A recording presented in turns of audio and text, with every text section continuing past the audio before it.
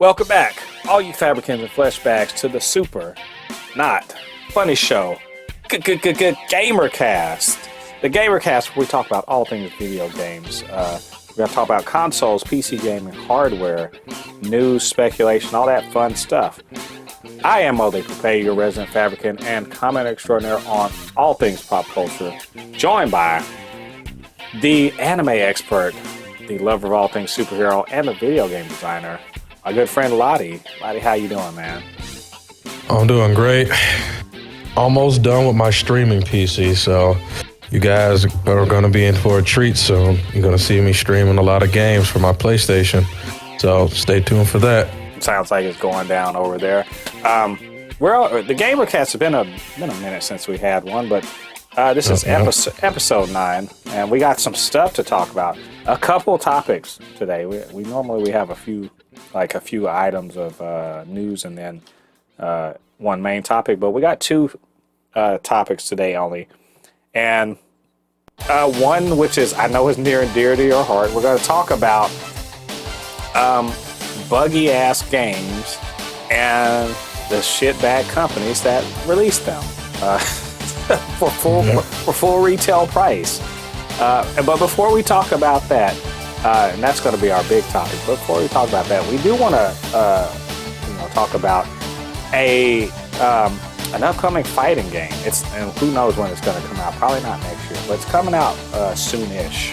Within the next year and a half, probably. From Riot Games, of course, they are the League of Legends team. But for some reason, they decided to, jump into the deep end on fighting games. I would assume they want to revive it or blow up the fighting game scene just like they did with the Dota types scene with League of Legends. And they made a fighting game based on the League of Legends characters. It's called Project L, which L, I suppose, is going to stand for all the times, the results of every time I play a match. Because I'm terrible at fighting games. But they released, they released a video and kind of talking about what the game played like and everything. Mm-hmm. And it's a 2D fighter that's supposed to be, according to the way people are talking about it, more friendly to beginners. As they say, easy to learn, hard, or hard to master. That sort of game. And it looks like it's a tag-based game.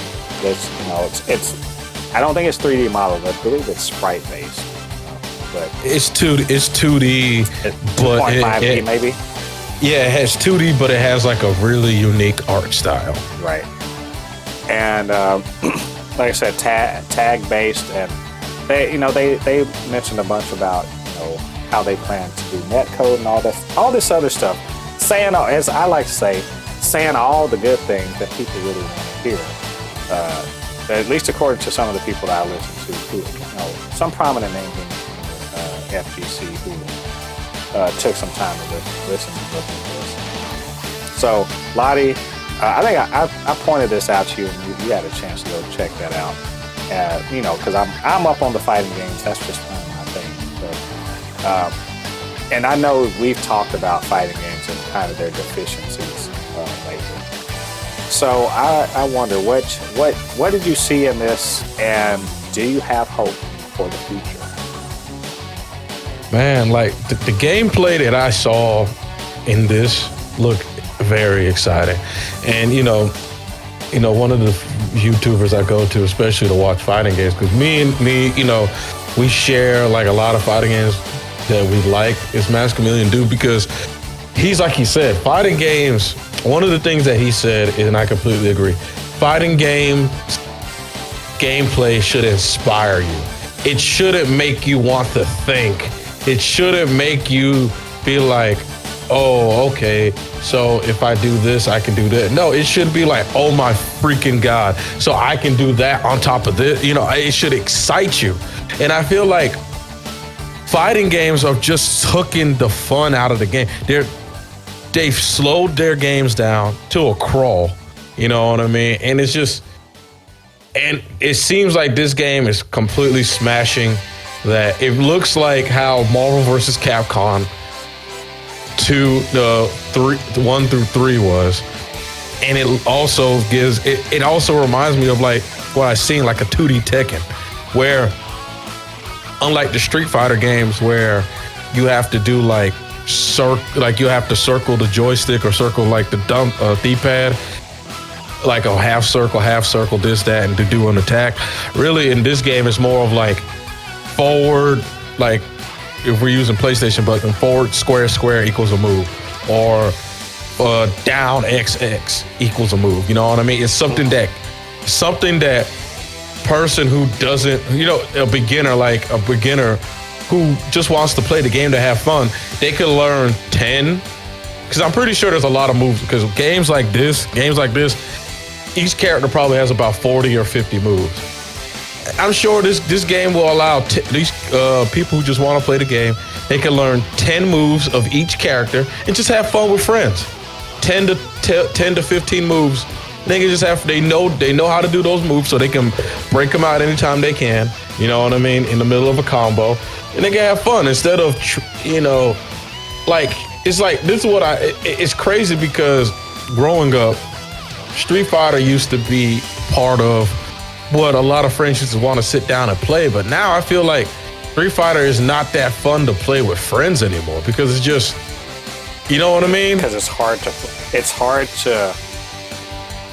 to get the full range of what you could do with any. And this is I'll just say as a fan of Street Fighter, there are some characters who are completely opaque to me. Meaning, I can try to do their moves, but I don't understand the play style.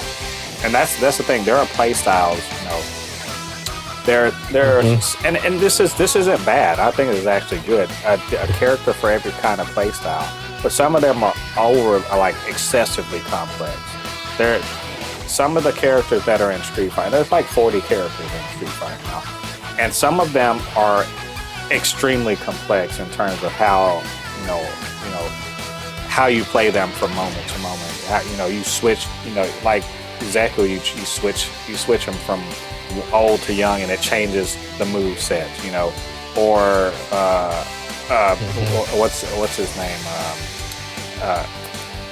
I'm trying not Gil. He's not super complicated, but you have to remember like freezing and cold, and how which aspect are you going to use, or Minot. If you want to do her her V trigger. First of all, there's a V trigger, but if you want to do it, you have to literally hold down.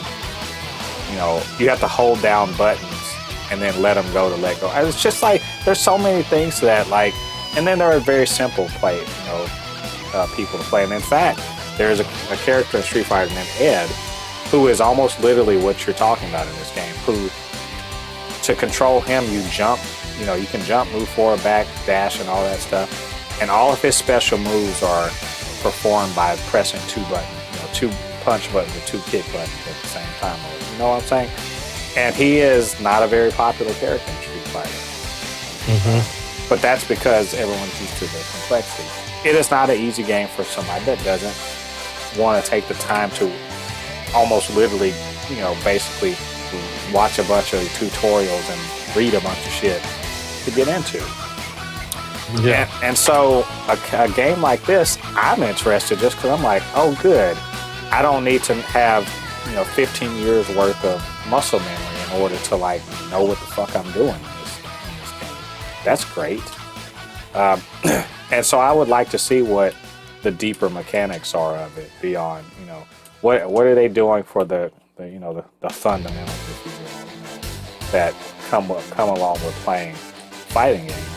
And also, yes, maybe just to make it fun. That'd be nice too. There are some other aspects of this that they were talking about that are extremely important in online fighting games.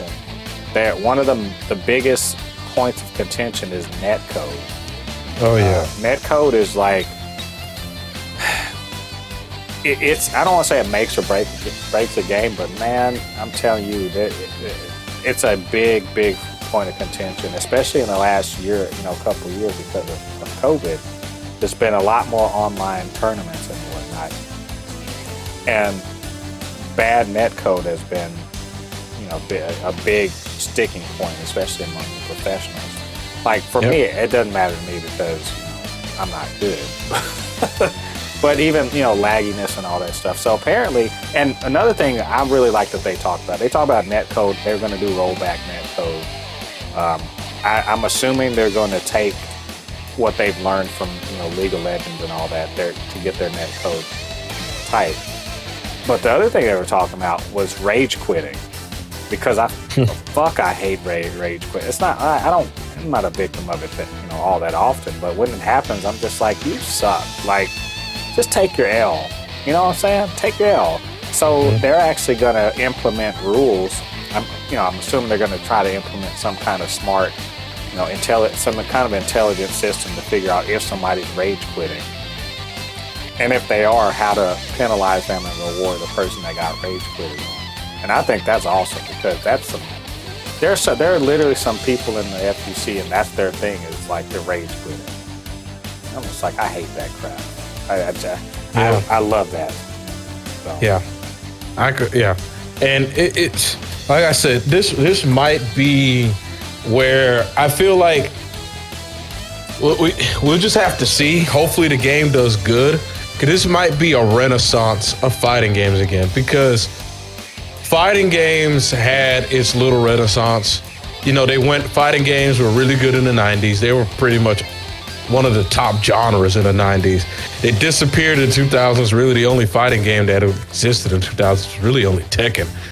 Then they came back in the early 2010s with, Mortal Kombat 9, Tekken 6, Street Fighter, all these games, Marvel vs. Capcom 3. They made a huge renaissance.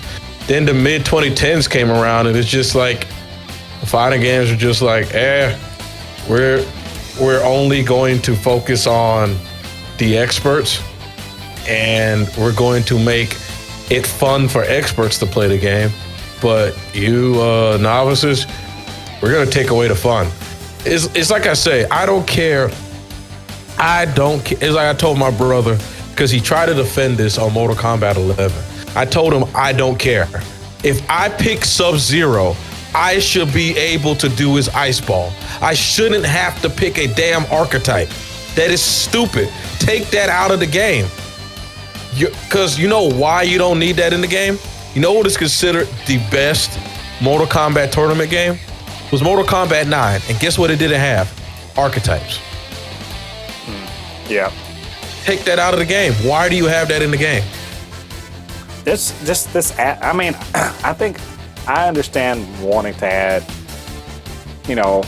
add some complexity to allow people to have their own, their own way of playing. I get that. That's the thing, is I totally get that. But no game at all should be so, complex that a beginner that just looks at it like, that looks cool, can't pick it up and then start doing cool stuff. No, if you look at if you watch professional Street Fighter, you'll think like, man, that's a cool looking game. Look at that stuff. You don't understand most of what's going on, but it looks cool, right? And then let's say you watch, Punk versus Smug, right? Yeah, I mean, it's decently likely that'll happen. You watch them play each other, and it's Karin versus Balrog. You're like, cool, let me play. That looks cool. Let me play the game and play those characters. And I can tell you right now, both of those characters will frustrate you if you've never played Street Fighter before. They will, because both of them have very, both of them have not just moves, but like particular play styles that are better for people who are a lot more experienced in fighting games. So we need the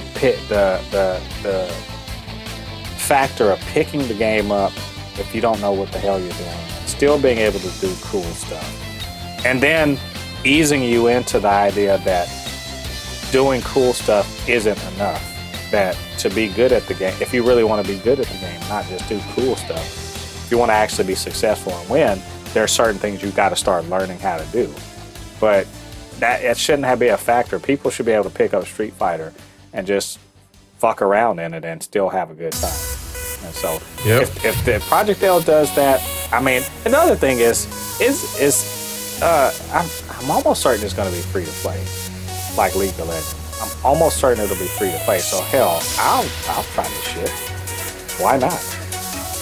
I'll try it and see if it's worth the time.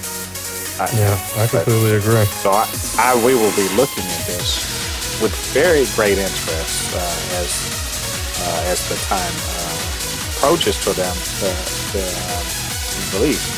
So Project L, we wish you good luck, and we hope for the sake of you and for fighting games in general that your vision will be successful. All right, so we're moving on now. Lottie, I think I'm mostly gonna just mostly moderate this because I think this is something that really gets at your gamer heart much more strongly than mine. As you know, I'm a casual. I'm one of those filthy casuals that I have video game systems and I may even actually play them. I don't pick up things at launch. I don't reserve things. I'm not a first. I don't even like to get into beta tests. I just eventually I'll play it. So this doesn't really affect me that much. Though I do feel your pain. So broke ass games, and I don't mean broke ass as in like they didn't spend much money to make them. I mean broke as in nearly unplayable, shipping with bugs, but you paid $60 for it, and having to patch it 1 million times within the first week. We're talking about those games, and you know what the games are. You were mentioning Cyberpunk, but Cyberpunk's not the only one. By far. In fact, I would, and you know what? My insight into this is I saw this shit coming. I saw this shit coming the moment that the Xbox allowed patching to their game. When the original Xbox was like, it's a feature. You can patch the games. We can patch the games online. When they said that, I was like, well, this shit's about to go downhill. Because before, when you shipped the game was just, that was it, right? Yep. It was on the cartridge, and it better fucking work, right? Or it was on a disc or whatever. Most if it was on a cartridge, it better fucking work. And so the QA, as soon as they started allowing consoles to patch, that's when the QA started going out. Now, and to be fair, in the time since that's happened, game development has gotten ungodly complex, right? The number of people required to put their hands on the code of a game has gone up significantly. And the expectations of the audience have gone up significantly as well. So I get it, but still, like, what the fuck, right? And there's crunch and all this other stuff. But still, you promise a game, you deliver a game, and it's got obvious glaring bugs out of the gate. And you have to wonder, like, is this the okie doke? Is this what they're just like? Oh, well, you already got your $60, so you just have to wait till we fix it. It's kind of some bullshit. So, again, I know this is I think this is more close to your heart. So, Lottie, I guess I want your perspective on not just this phenomenon in general, but I know you have some specific recent examples that you want to kind of discuss. Yeah, man, this culture sort of needs to stop, and it's not just the game developers. Well, I'm not blaming the game developers whatsoever. The game publishers. It's also the fans as well, because fans of games now have a very unrealistic, when it comes to making video games, they have a very unrealistic timeline in their head. They think a sequel of a game should be out either a year or 2 from now, which doesn't always work like that. And So this is what leads me into Call of Duty. Because Call of Duty, there's 3 companies that make under the Activision. There's 3 companies that make Call of Duty games. There's the people who make just Black Ops. There's the people who make the classic games, like Vanguard and the old games. Then you have the people who make the modern games. Mm-hmm. And they start development when that game came out. Like, for example, when Call of Duty Modern Warfare came out, the newest one that came out in 2019, they started development like a month or 2 later. So even though it seems like Call of Duty's coming out every year, they're in 3 years of a development. But it's getting to the point that these games are getting so advanced that I think that this needs to stop, man. It needs to stop. These games need to stop coming out broken. Fans need to quit begging for these games to come out quickly. These companies, it's so aggravating now, because it's almost like I feel like the only company that I trust that a game can come out and it will be good is Sony, because Sony's not afraid to push back a game a year or 2 from back, even if they get backlash, because they pushed back God of War and Horizon, which was supposed to come out. Horizon was supposed to come out in July, and God of War was supposed to come out around this time, but they pushed it back. They're like, it doesn't look finished. We'll give you some more time. And a lot of fans got upset with that. And I was just like, y'all need to shut up. Because when Horizon, the first one, came out, it was a masterpiece. When the God of War, the 2018 version came out, it was a masterpiece. Let them have as much time as they want. I remember when they introduced Spider-Man, there was a lot of people going like, 2023? Shut the fuck up, man. The game was a masterpiece. Hey, if it takes them 5 years, I don't care. Because I know the game is going to be good. You know what I mean? Let them take their time. The only game that has no damn excuse is Cybertrash. Cybertrash had like a decade. It had like over a decade to make the game, and it still came out trash. So they got no damn excuse. But I feel like, because I remember when they introduced, because honestly, I remember when you told me about Grand Theft Auto, the definitive edition. Oh man. I thought, like, when you mentioned this, I thought it will come out like next year, but then you were like, oh, it comes out in October. And I was just like, what? And you were like, yeah. And I was like, man, in the back of my mind, I'm like, that game gonna be broken. That game about to be broken. Which is fucking weird. Like, I know I was talking like, oh, I'm getting this, but I didn't end up buying it because I'm allergic to full price games. So I was just like, okay, I didn't pull the trigger. I was getting ready to, and I started seeing all this shit about. First of all, I saw the pictures of them. I was like, what the hell is this? How is this a remaster? It looks like, I don't know who decided that this was the look to go for. You guys got all the graphical power of PS4s and PS5, and you decided to go for PS Vita? What the fuck was that? What were you thinking about? Like, that's not that. So that was a red flag. Then there's all this talk about glitches and actual obvious programming issues. I'm like, what? How? You can't, like, I guess you can't just straight up port code over.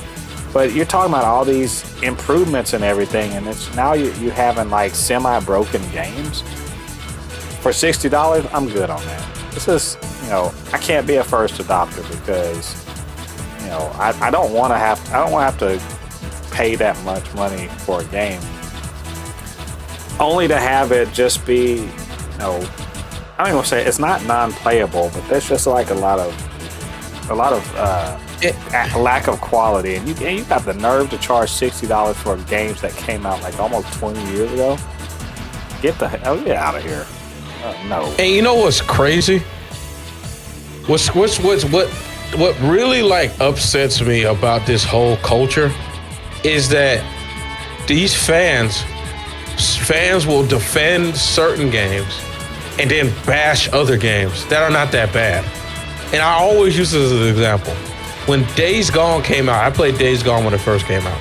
They called it a buggy mess, and I was like, no, it had the typical open world jank, but it's not buggy. Everyone said it was a buggy mess, and people were telling me, like, a lot of my friends were like, oh, I heard the game was basically unplayable. Who told you that? And they're like, oh, I saw some stuff. I said, did you actually watch their gameplay, or did you just hear them talk? You know what I mean? But then there are people out here, when Cybertrash was out, when it first came out, defending it, give them time to fix the game. No, the game's fucking, like, the game is literally, like, the game is so broken that it can literally brick your PS5 and PC.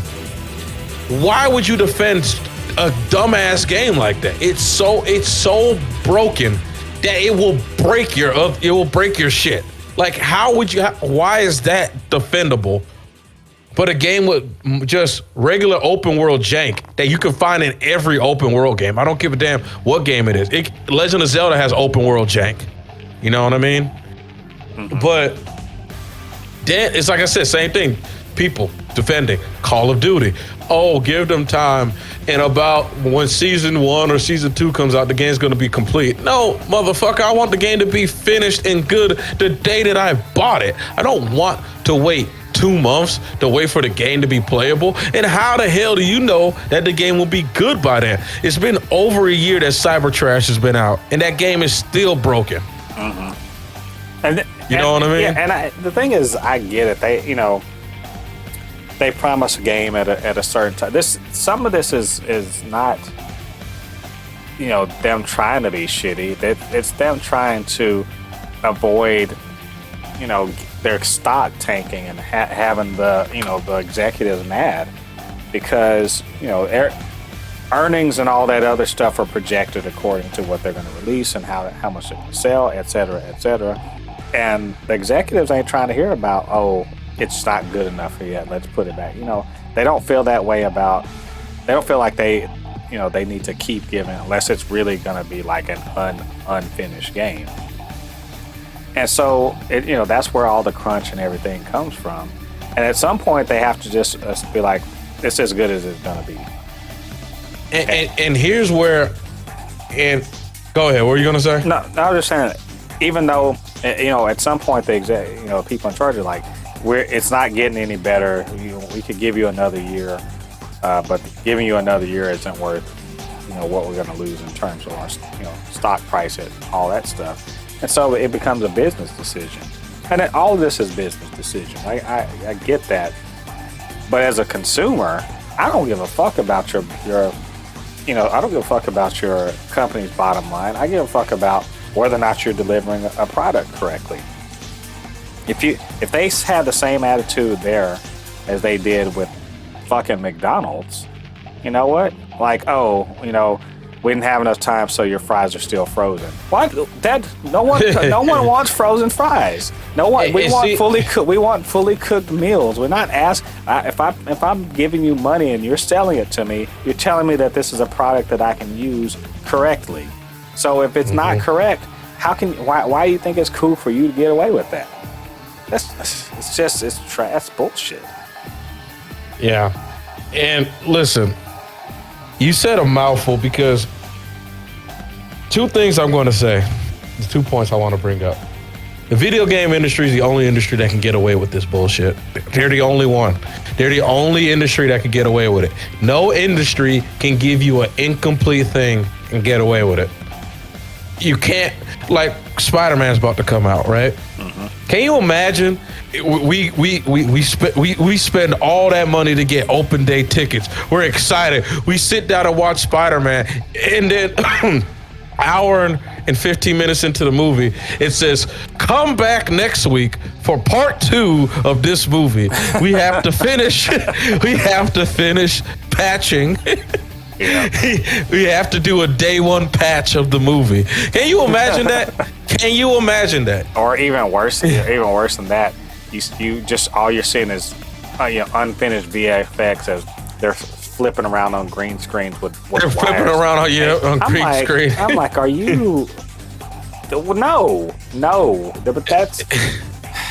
It's just frustrating. Like this doesn't affect me at all because I don't end up buying games till 2 years after they're out. So by that time, all of the patching and everything has sort of worked itself out.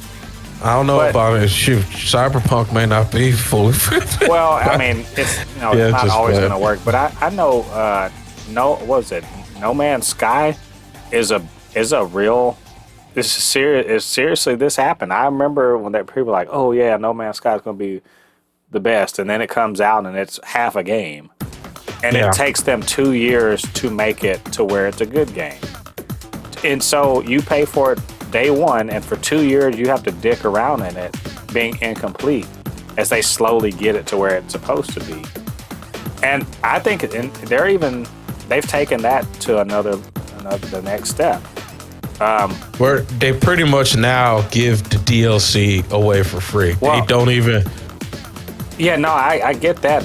What I mean is, when I say that the very next step, the evolution of that particular situation has come to pass. I don't remember the name of the game, but there's this sandbox game. What the heck is? I wish I normally wouldn't be able to call it straight out, but there's a sandbox game, and it's literally an alpha. And people pay for it to get access to the alpha, and they're playing the game. And I forget, it's that one where it's like a Viking thing where they're building. It's a sandbox game where they're building stuff. People are building all sorts of crap in it. But there's games like that where they're like, if you pre-order it, you'll get the alpha. So you're basically paying for the game unfinished to play early builds of the game, right? Yep. And play test it and you're doing all of their play testing for them as you play the alpha. And then eventually it'll go to beta, then it'll be a full release. And you're like, I've been playing this game for 2 years while they finished it. Well, what's the difference between that and not Call of Duty, but Cyberpunk releasing and then having to be patched incessantly for the next year and a half to get it up to something that's actually a functional build? What's the difference? Now the difference is at least they're honest up front to tell you the game is playable but not done, and you're gonna have to wait until we're done with it. So here you can play the builds as we get them better. Yeah. See, and another thing is that Cyberpunk was very, very, very. They lied. Like they would. Like you couldn't watch reviews of the game before it came out. They would not let you watch reviews, watch gameplay. They embargoed the games where you can't watch. They purposely made it to where they knew the game was broken and they knew it was a broken mess. And this is where I also say, I can, because a lot of people say, well, this is the future. This is the future of where gaming is. I want to push back on that because now these big, huge publishers are starting to say, no, enough is enough. We're not going to put your game on our store and it's fucking broken. Because now Sony, Microsoft, and Steam are like, no, we're not doing with this. If your game is broken, we're gonna remove it from our store, and you're gonna lose out on sales. So now it's getting to the point that, do you really care about pissing off your boss? Or do you care about pissing off the person that feeds you? Because if Sony takes your game out of their store, you've lost hundreds of millions of customers. You see what I'm saying? Yeah. Who would I rather piss off? I don't give a damn about these at this point, I'd rather piss off my the executives and all that stuff because, listen, you guys might be mad, but hey, if Sony takes our game off the store, you ain't getting your money back regardless. You know what I mean? And then when you finally do get to put it back on the store, you have to lower the price. So you missed out on so many sales. And then when Sony removes your game from your store, you have to give out refunds. Right. So you see what I'm saying? At this point, is it even worth, like, this is why I'm shaking my head at Call of Duty, Activision, Rockstar, and what's it called? DICE. No, is it? No, EA. Yeah. You guys know better. You saw what Sony and Microsoft did to to CD Projekt Red. What, y'all thought y'all were better? Y'all thought this wasn't gonna happen to you? Like my friend Leonard talked about this. He was like, yeah. He said when we were talking about it, he was like, he said Activision, EA, and Rockstar thought they were above the law. They thought Sony was not going to say, well, broken game, off my store. They didn't think it was going to happen. They did it again. Sony is making a stand. I'm not trying to say Sony's this good guy or whatever, but Sony has a reputation for producing great games. They do not want you to fuck up their reputation. Because what is Sony at the end of the day? They're a Japanese company. And you know how the Japanese pride themselves in their work. And then when Sony does it, Microsoft almost has to follow suit because, hey, they're our rivals. We can't have our rivals looking better than us. You know what I mean? And it's just, at this point, is it even like, it's just, to me, it's an idiotic, stupid culture that needs to stop. Honestly, I do not care I don't, like, at this point now, like I was telling my friend Anthony, I don't really care about release dates anymore. If I see a trailer that the game is coming out and you promise me the game is coming out and it's not going to be canceled, I don't care about release dates. Because, like, great example.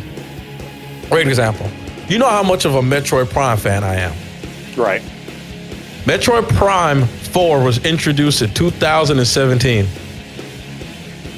It's 2021 and we have not seen gameplay yet.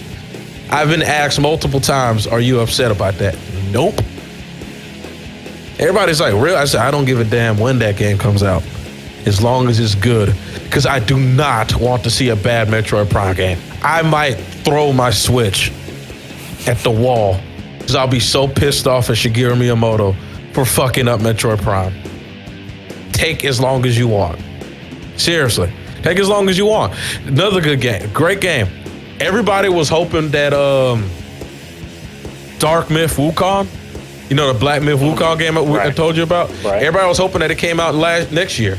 No, it comes out in 2023, and everybody's like, oh, man. I said, I don't care. No, let this game take as long as possible. Let them make the game good. I told people, stop worrying about release dates. There are games coming out all the time that you can go and play.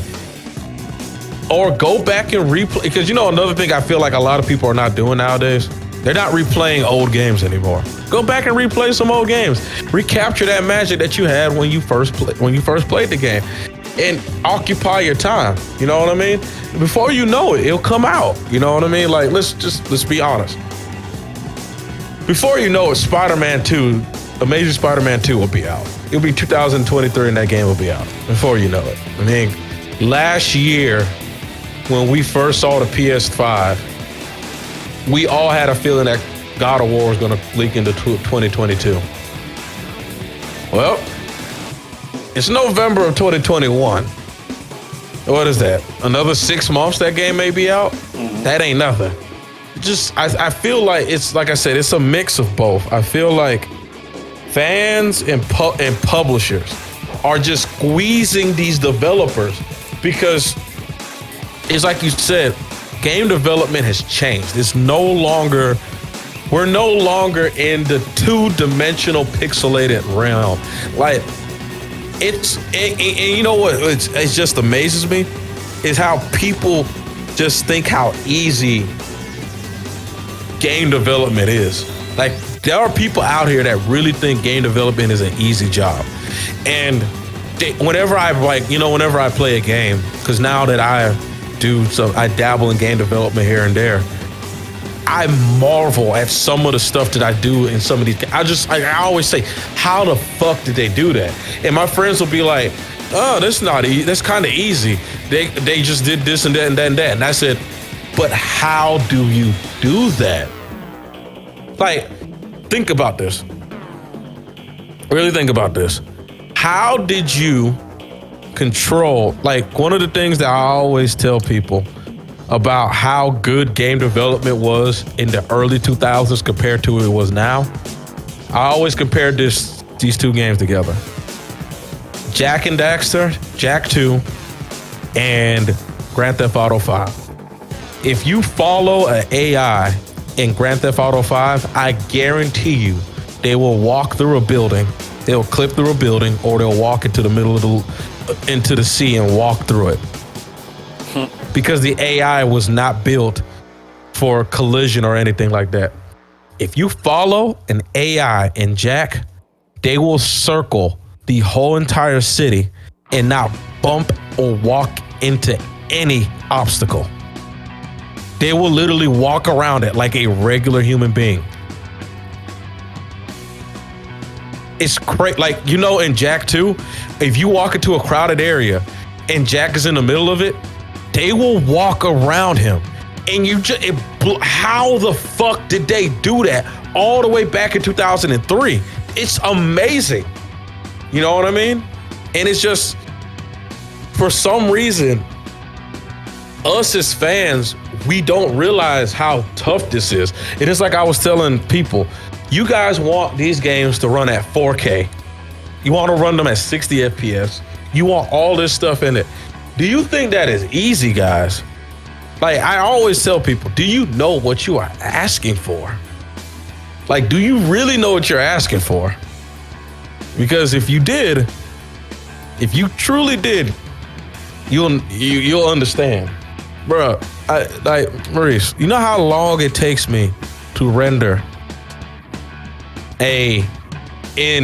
not real life dimensions, but game dimensions, a 10 by 10 by 10, a 10 by 10 plot of 3D grass, like realistic looking grass. You know how long it takes me to render that? Bruh. It's crazy. You know what I mean? And it's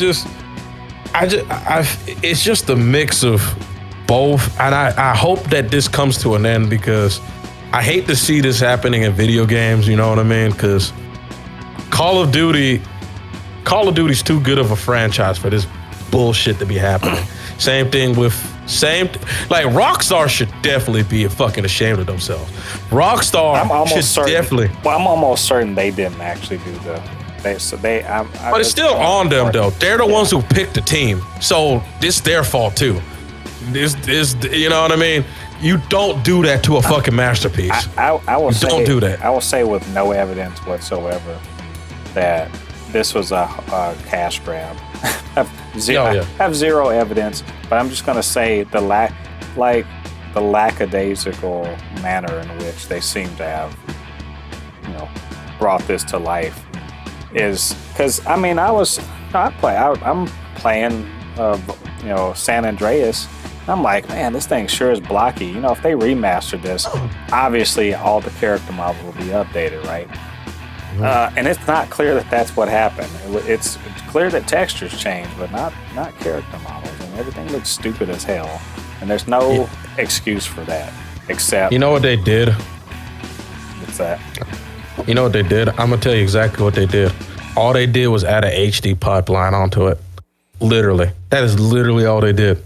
Because maybe one day, I could stream it and show you guys.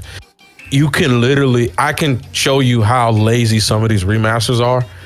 That all they do is just put the game in an HD pipeline. That's all they do.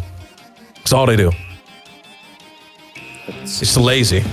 Yeah, I mean, it feels like they probably had a small team working on that, and they don't produce anything that's significantly better, or it somewhat better, but not hugely better than just like modders, and it's kind of ridiculous. But I don't know that I agree. I don't think it's gonna get better. I think, that's Valheim. That's the name of that game, Valheim.